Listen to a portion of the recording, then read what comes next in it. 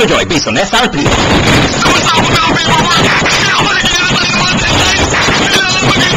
Kaya ko ba ito, bro?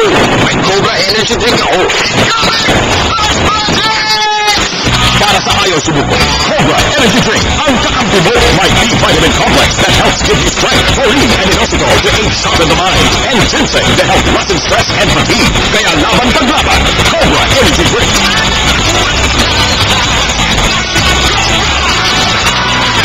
Physically strong, mentally sharp. Cobra Smart with Ginkgo biloba. Cobra Energy Drink. Gusto ko pa. Ngayong tagsakit, gaano ka kalayo sa sakit? Ganito? Ganito? Mag-Enervon everyday. Pag araw-araw malayo sa sakit at may energy, ang happy palapit ng palapit. Make happy happen with Enervon. Multivitamins is the generic name of Enervon. If symptoms persist, consult your doctor. Sandaan! Abracadabra! Huwag mong maghintay ng imala. Ang Nestle Family Savers Pack, 99 pesos lang. Meron kang Bearbrand Powdered Milk Drink, Milo, Maggi Magic Syrup, at just the 3-in-1 creamy latte.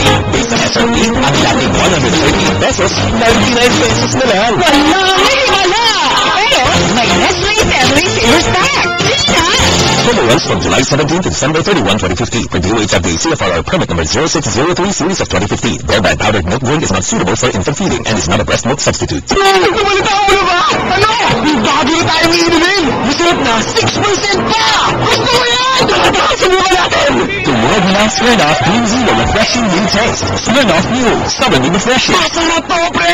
Drink responsibly. Smirnoff Mule, stubbornly refreshing. Now also available in selected bars and restaurants nationwide. Saan ka makakahanap ng maximum fluoride protection na 50% mas mura? Unique toothpaste na. It's your toothpaste at your price.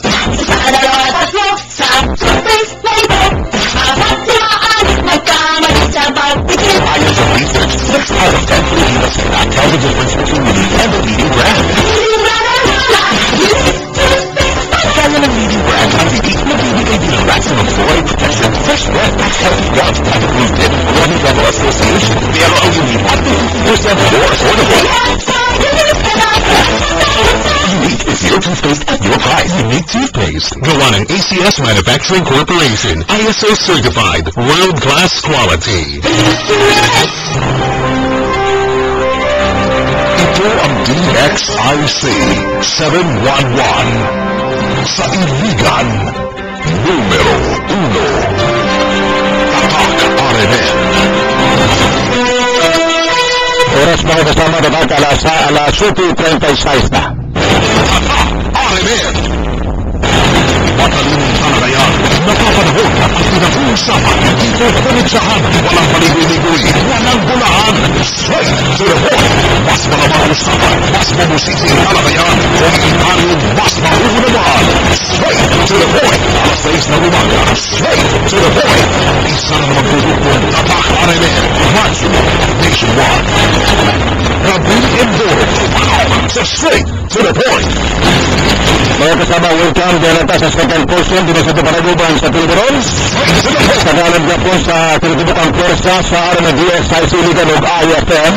Dito sa Rabalong Puro Mahuban ang kita alas 8 o ato ang nungtuhuran mga kasama dako natin garbo lakit pa nato ang sugihan sa ruta na sa bisita sa ato halangdon DILG Secretary o ato makauban karon alas po mga pensionan dagang mga ilunggo sa din sa Iligan nato ang kababayan kada Visayas o ato ikaban live karon si DILG Secretary Marojas. Secretary Mau, good morning, magandang umaga, magandang nyo. Mayong buntag, mayong aga, magandang umaga, mayong Iligan, kanimutan na. Okay, mayong Iligan. Balita bukod, napakagandang nangyaring endorsement sa inyo ni Pinoy kahapon sa Cebu. Napaka maraming tao at magpagkawan ng instruksyon. Pwede po ba magpakwento ng mga ilang kaganapan ito, Secretary? Salamat kasamang Ramil. No? Makasabot man ko sa Bisaya. Isod lang magsulti kay taga Iloilo ka, Capiz, Panay Island ako. So Ilonggo man ako. So ginapanamyaw ko man ang aton ng mga kasimanwa, mga kauturan, mga Ilonggo, mga genuine Ilonggo, mayong agagid sa aton tanan. So pwede man Ramil nga mix na English, Tagalog, Bisaya. Lisod lang ko magsulti sa Bisaya. Although makasabot. Kahapon napakainit ng pagtanggap sa atin doon sa Cebu at saka sa Kabisayaan, kung saan ay sinariwa ng Pangulo. Talagang dinuin niya yung kanyang pag-endorso sa atin and of course pag-endorso sa Daang Matuwid. Ito yung ipinaglalaban natin, Ramil. Hindi naman ito tungkol sa kay Marojas. Doon na tayo nag-meet doon sa RON convention, sa Tagaytay. So kilala niyo naman ako, matagal na ako nagserbisyo, walang mantsa, walang bahid. So sa katagal ng aking pagserbisyo ay kilala mo naman na ako. So para sa akin, ito hindi naman tungkol sa kay Marojas. Tungkol ito sa mga pangarap natin. No? Pangarap mo, pangarap ng nandito sa stasyon, pangarap ng ating mga listeners, pangarap ng ating mga kababayan na mamuhay ng may kaginhawahan, may pag-asa, may magandang pagkakataon para sa bukas, na nakikita nila yung mga anak nila nakakapag-aral, nakakatapos, na nakikita nila na yung mga serbisyo ng gobyerno ay dumadating sa kanila, na hindi nila kailangan ibenta ang boto nila o ibenta ang bangal nila o yung dignidad nila, no?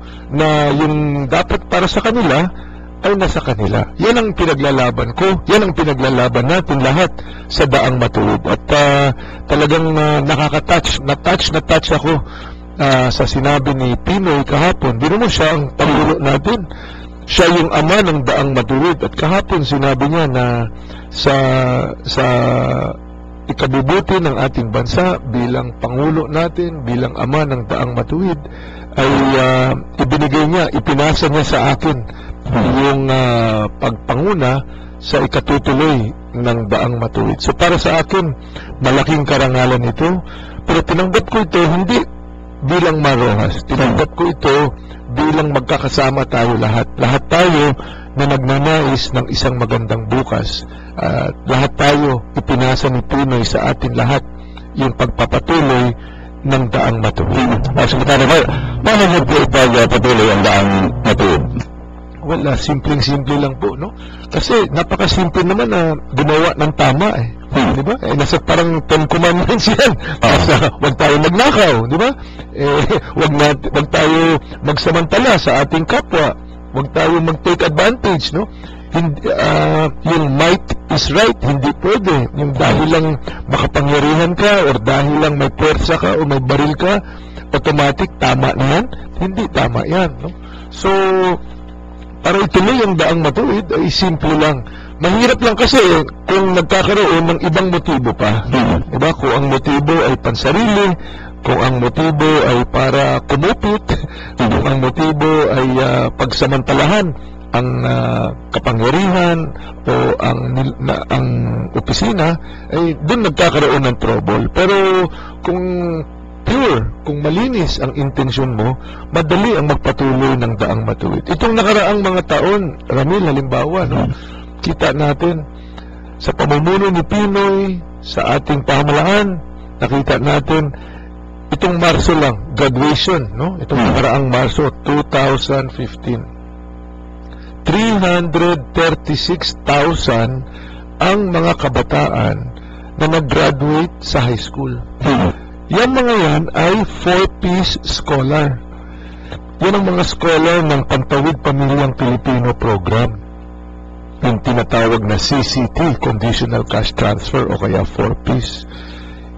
Palagay ko, masasabi natin, hindi makakatapos yung mga yan kung hindi sila natulungan ng gobyerno sa 4-piece. Dahil nga may tulong mula sa 4-piece, nakatapos yung 330,000 ng mga kabataan na yan. At ito pang mas maganda, Ramil. Diyan sa 330,000, 13,600 ang mga may honors o may gantimpala. So, nakikita natin na sa Daang Matuwid, sa programa ng Daang Matuwid, sa programa ni Pinoy, sa programa na itutuloy ni Mar Rojas, itong mga kabataan natin ay nabibigyan ng pagkakataon na makatapos. At dahil nakatapos sila, gaganda ang kanilang kinabukasan. So, yan ang mga halimbawa, konkreto yan. Hindi yan laway, hindi yan pangako, hindi yan sa tarpaulin. Pero yan ay totoo. Totoo lahat yan sa bawat pamilya na natouch ng Daang Matuwid. As DILG Secretary Mar, ano po ba ang mga programa sa DILG? Well, Ramil, sa DILG, marami tayong mga programa. Kasama na dyan, halimbawa, yung sa mga fire trucks dito sa Iligan, brand new. Yung pinadala natin dito, yung Rosenbauer na fire truck. Kasama din dyan, yung halimbawa, yung mga brand new police patrol jeep na binigay natin sa mga bayan. Hindi muna sa mga syudad. Mas marami ng mga syudad. May kaya ang syudad eh. Doon sa mga bayan. Lahat ng bayan ng Lanao Norte. Lahat, 100%. Hindi natin tinanong kung ano ang kanilang partido, kung ano ang kanilang tsaleko, anong kulay ang winawagayway nila. Hindi po. Hindi natin tinanong Kristiyano or Muslim. Hindi po. Lahat, 100%. Walang iniwan at walang maiiwan. Lahat ng bayan ay nagkaroon. Tapos na, na-deliver na yan ng police patrol jeep. At yan ay makakatulong sa peace and order, makakatulong sa mga sakuna, sa mga kalamidad, sa emergency, makakatulong sa katahimikan ng komunidad. So, ganun ang ating mga programa. Yung BUB, bottom-up budgeting, na kung saan ay yung mga malinis at na tubig inumin, nagagawa natin sa salintubig. Yung mga bottom-up na kung saan ang mga tao mismo ang nagsasabi kung ano ang pangangailangan nila,